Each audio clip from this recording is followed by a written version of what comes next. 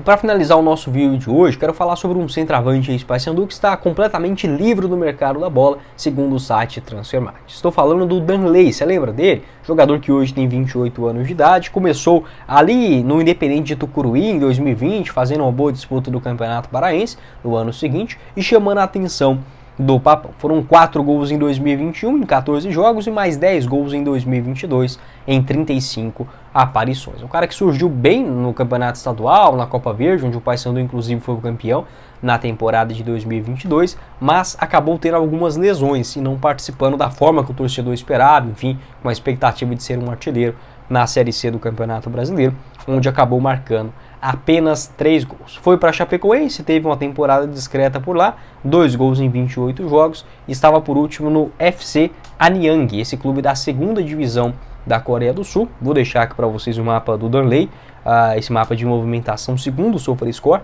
nesta última temporada, uma nota média interessante de 6,94.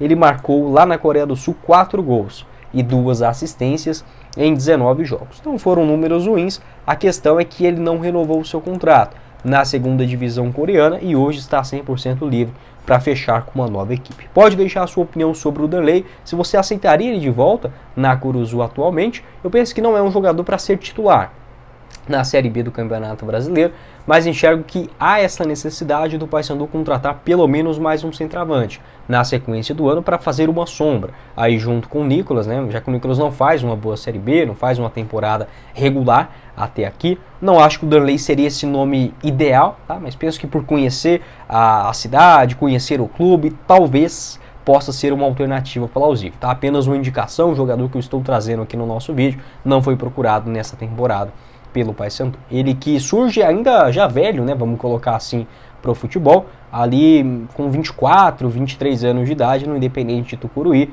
acabou sendo sim uma grande sensação naquele presente momento, pelo Paysandu também nas suas 2 temporadas, acabou trocando o Papão pela Chape na temporada passada e não deu muito certo. Pode deixar o seu pitaco também sobre o Danley, se você faria essa contratação. Bora começar o nosso vídeo de hoje para falar sobre mais uma temporada muito mal feita e mal planejada pela diretoria do Paysandu, algo que já tinha acontecido em 2023 e eu comentei aqui no canal também. O Paysandu, se a gente pegar aquele comecinho de ano, né, por exemplo, na final da Copa Verde contra o Goiás, ainda com o Marquinhos Santos, era um time todo remendado para aquela decisão, meio que fazendo uma transição com o carro andando, né, trocando o pneu com o carro andando entre o Campeonato Paraense, Copa Verde e a fase decisiva, né, o começo, melhor dizendo, da Série C do Campeonato Brasileiro. Nessa temporada a diretoria novamente voltou a errar. E assim, é por isso que eu defendo tanto o argumento das SAFs aqui no futebol brasileiro. Porque neste modelo associativo, convenhamos, não tem solução, tá? Seja para o Paysandu, para o Goiás também. Acho que são 2 clubes que apenam no futebol brasileiro já há vários anos por conta de más administrações. Eu entendo que há possibilidade de chegar, por exemplo, uma SAF, não funcionar, ok? Isso existe, pode acontecer, só que ainda assim eu prefiro ter um dono por trás. Alguém que, por exemplo, se o Paysandu cair para a Série C do ano que vem, o Maurício Ettinger vai perder R$1 da sua conta? Óbvio que não, tá? E nem deveria, porque ele é só o presidente. Mas o que eu quero dizer é que se tem um presidente, as tomadas de decisões, pô, se a gente cai para a Série C, o valor, por exemplo, da Rede Globo, do direito de transmissão, é muito menor.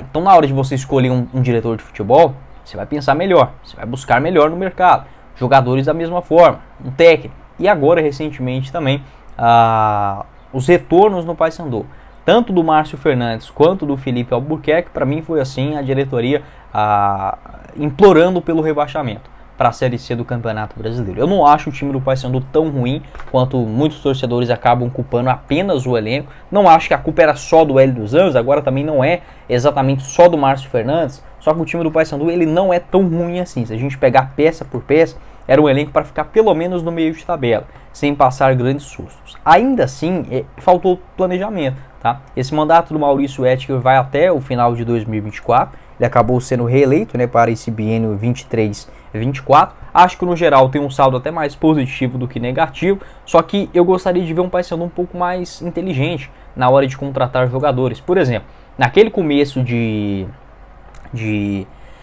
Série C, naquele começo de Campeonato Paraense, enfim, o argumento era que ainda estava buscando os melhores nomes, esperando os campeonatos estaduais para trazer reforços para a Série B. do Campeonato Brasileiro e que a partir daquele momento entraria a verba do direito de transmissão. É muito os argumentos que diretores do futebol brasileiro de clubes regionais, vamos colocar assim, o Goiás usa isso, o Paysandu, o Vitória, eu já vi muito falar disso, acabam usando esse mesmo argumento xoxo. Por quê? Nesse momento da temporada, você pode ver que naquela ocasião, entre o Campeonato Paraense e a Série B, o Paysandu ele só apostou, né? Ele não trouxe 2, 3 bons jogadores de peso para incrementarem na Série B. Não foi isso que aconteceu. O Paysandu apostou em muitos destaques e basicamente não trouxe nenhum nome de referência se a gente olhar para a Série B. Sendo que você já sabe quanto vai receber, né? Isso é bem claro, não tem nenhum mistério, você vai receber tal valor. Por que você não consegue antecipar essa quantia e, por exemplo, contratar esses jogadores agora? É outubro, novembro, dezembro, onde você começa a desenhar um bom time. Infelizmente a gente não vê isso, tá? Não é só no Paysandu, mas como eu falei, a gente não vê isso no Sport, no Ceará, no Goiás, no Coritiba, no Atlético Paranaense, não vê, tá? As diretorias aqui do Brasil, como eu falei, pode chegar uma SAF, pode dar errado sim, mas eu prefiro muito mais ter pessoas profissionais.